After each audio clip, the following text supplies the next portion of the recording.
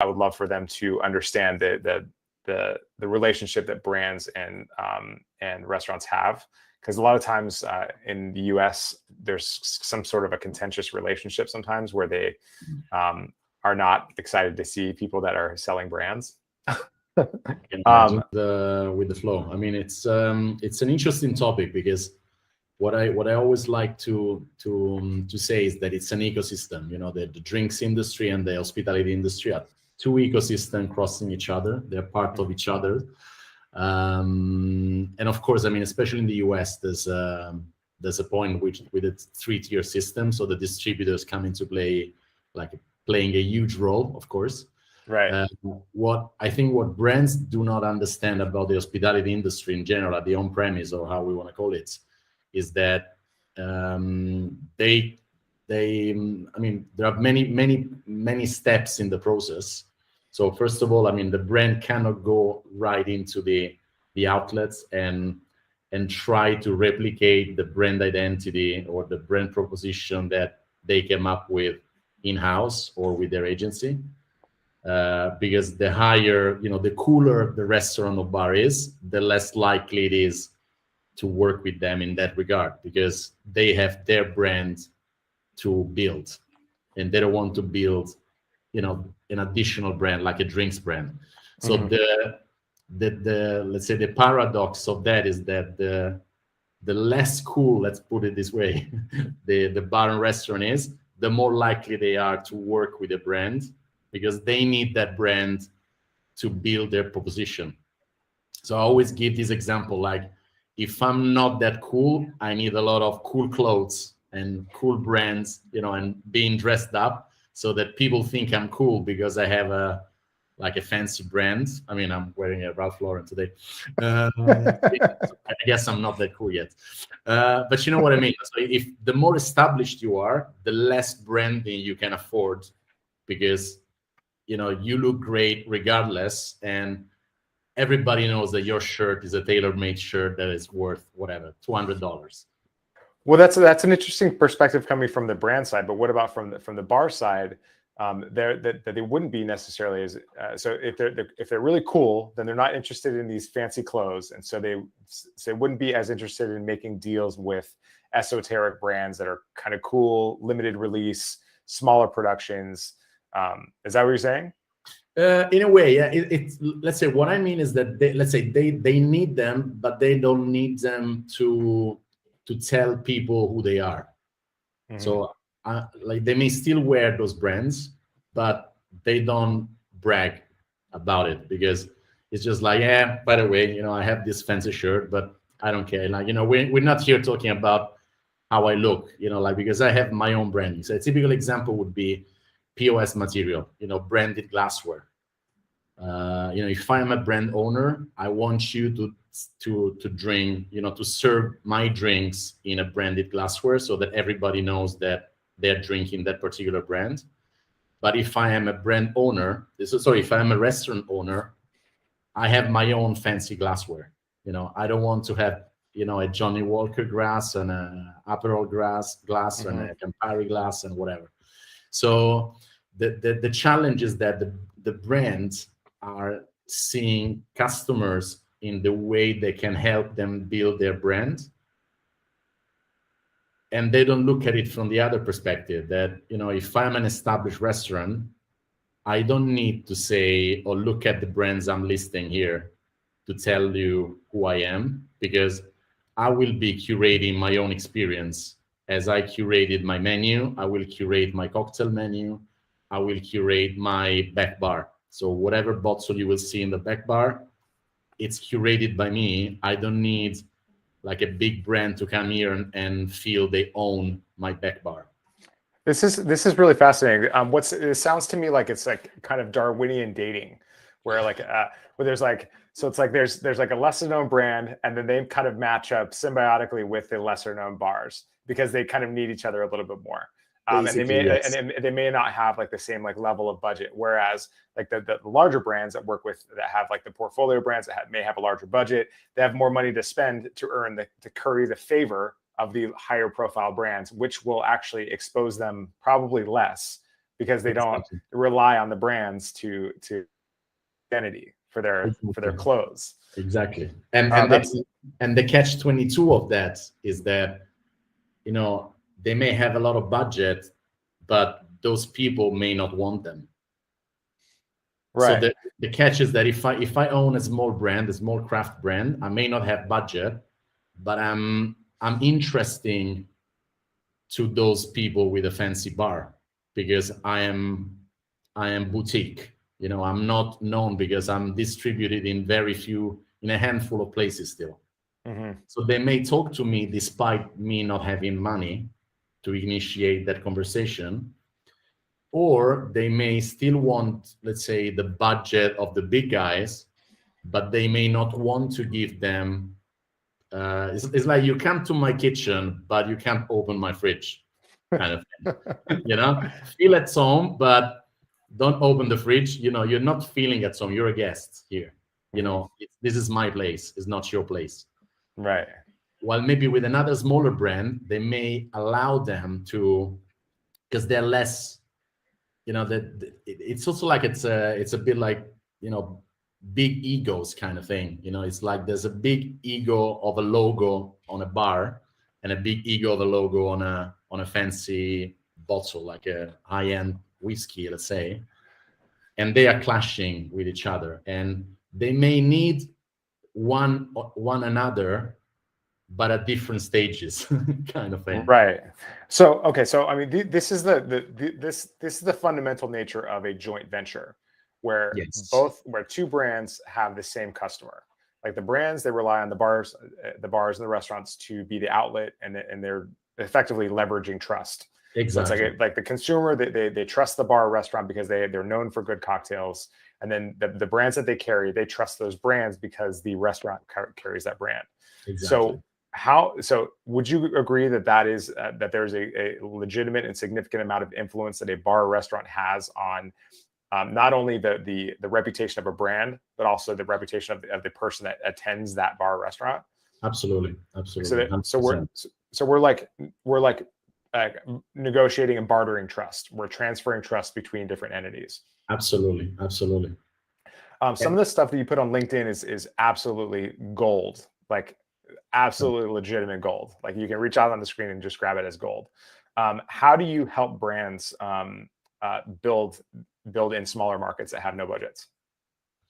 So what I try to do is that I make them aware of the commercial needs that they must have. So what I find, especially with smaller brands, but also the bigger ones, they spend too much time in-house, you know, crafting their liquid, crafting their packaging, crafting their brand proposition, and so on. And it becomes a little bit of an echo chamber, because they may think their liquid is outstanding, but if you do a blind taste, it's they are very similar to many other products, because of course, I mean, there's very few bad products out there nowadays. I mean, it's not less 1700 anymore. You know, it's not like bathtub gin kind of experience. You know, like distilling your own in the kitchen kind of thing. So the challenge with that is that nobody, I wouldn't say nobody, but a lot of people don't put enough effort in understanding the commercial. So it's like, what I'm always saying is like, whose truck is bringing that case to that bar? You know, it's not the brand are used by agencies to think in a target consumer kind of way.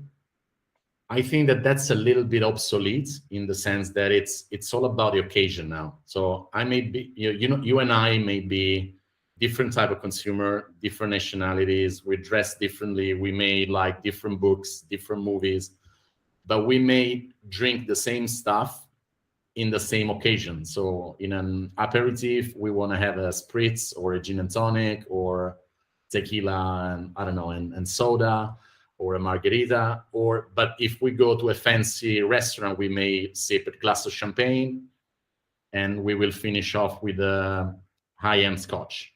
You know, so we are very different people, but in similar occasions we do similar things. And this is what brands don't spend enough time to understanding like what is my core occasion. So who am I? Am I the after dinner kind of brand? Am I the pre-dinner kind of brand? Am I the like the perfect brand for having a Negroni, for making a Negroni? Or am I the perfect modifier for that kind of cocktail that is very hip at the moment? So they spend too much time in thinking like, okay, how perfect is my Instagram? How perfect is my brand, my logos, my events? But what I'm always saying is like events, for example, are useless if you don't do them in a venue that is actually selling your product. Because if I'm drinking that brand tonight in a fancy party, and tomorrow I want to go there again and drink it, and I ask you, the bartender, and then you say, I don't have it anymore. It was yesterday, there was a fancy party, but we don't list that brand. Or maybe we have a leftover bottle, but we're not actually selling it. And I don't know where to go and sell it, where to go and buy it. So the commercial effort, the distribution and velocity effort doesn't speak the same language with the branding effort. So it's almost like the marketing department is doing fancy events, cool branding, cool Instagram on one end, and the salespeople don't get enough traction in the same kind of venues that would talk the same language. So, and what ends up being is that it's a total dichotomy, it's a total mismatch. And that's why brands are getting stuck, because people are even getting frustrated. It's like, I like this brand, but I cannot buy it anywhere, because where I go, their sales team cannot access it, because they haven't done their homework in understanding, okay, who's the distributor, or who's the best distributor to get there, who's the best type of route to market to get into those places. So this is what I'm trying to do, to make them aware of the commercial limits of their thinking, and trying to crack those and really understanding, okay, how do I enable that last mile to get into that bar, to get into the fridge of that consumer, and so forth. That's another really interesting point. I think the traditional methodology, or the traditional thought process, is like, I would like my brand to be in this bar, and so I'm going to offer them an incentive of us paying them to produce our event for us, in exchange for a point of distribution. When there's otherwise no real like similarity or symbiosis with that account. Something going on with your camera. Oh, sorry, it's my light. Oh. It's too sunny here. That's great. So it's always sunny in the Czech Republic, right? Sorry. There's a cloud moved out. Sorry. So how would a brand go about creating an occasion for itself? And conversely, how would a restaurant go about creating, what would you look for in a restaurant that is able to house that occasion? I mean, like the core thing is that they need to be credible in that occasion. So what I see, for example, like a lot of brands are trying to get into hip occasions. If you look at, let's say, the tonic example, or like the spritz example, like a lot of brands are trying to enter each other's territory. Mm-hmm. And they're trying to be a jack of all trades kind of thing, instead of actually focusing on what they're good at. So are you, a particular brand, like stick to that occasion for which that brand is known for. Because if you think about it, it all goes back to history. Like if you take agave spirits, they are rooted in Mexican culture, in Mexican food culture. Mm-hmm. Italian spirits, they're rooted in Italian culture, like all gin, is rooted in particular culture. So every kind of brand has a traditional way of experiencing the brand. It could be neat on the rocks, it could be mixed with something, and so on. But technically, they have to be true to the origin of the brand, regardless what it is. And then they can move and make it appealing to what what's trendy at the moment. But what a lot of people, what a lot of brands are trying to do, I think, is that they're trying to be a jack of all trades. And consumer, so they're all fighting for the same occasions at the same time. So you don't think like, okay, gin and tonic, you don't have a dinner with a gin and tonic. If you had a couple of gin and tonics before dinner, you may stay on it because maybe, the pizza arrives and you just ordered the last gin and tonic, so it's still full, and you don't have a glass of red wine, Right. But the occasion is a pre-dinner occasion for a gin and tonic.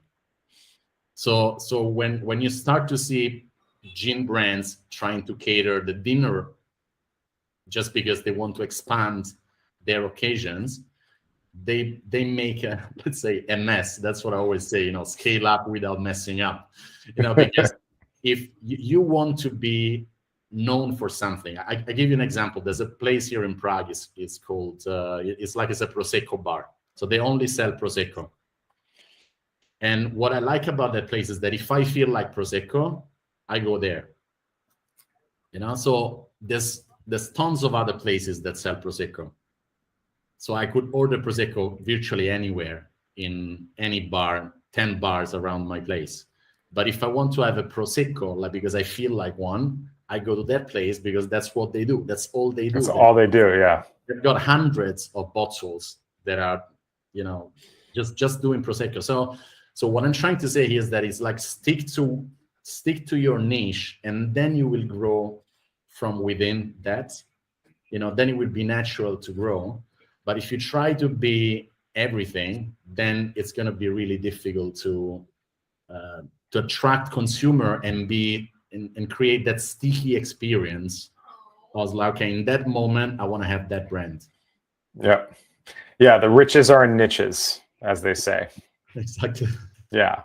It just reminds me you're describing to the letter one of our bars, Amore Bargo, which has one gin, one rye whiskey, and I don't even know how many Amari and vermouth, because that's what they do is bitter and vermouth. Oh, yes, that's true. Yes, that's true. So it's like they do one specific thing. So if you have a gin brand, just don't come knocking on Amore because they've had Beefeater in the well for 11 years now. Yeah, exactly. One brand. And that's the thing. Well, that's fascinating. I don't want to take up too much of your time, but that's I think the stuff that you put on LinkedIn is absolutely genius, and I think your clients are lucky to have you, and thank you for making the time. Absolutely. Thank you so much, Jason. Cheers. All right, that's it. So I chop these up into like one little 1 minute things, and then just move them around, cool. and yeah. That's cool. No, yeah. So that's really interesting, and thank you for having me. It's interesting to give like this kind of like different perspective, and you make me think on differently from what I usually think. Well, I'm glad for that.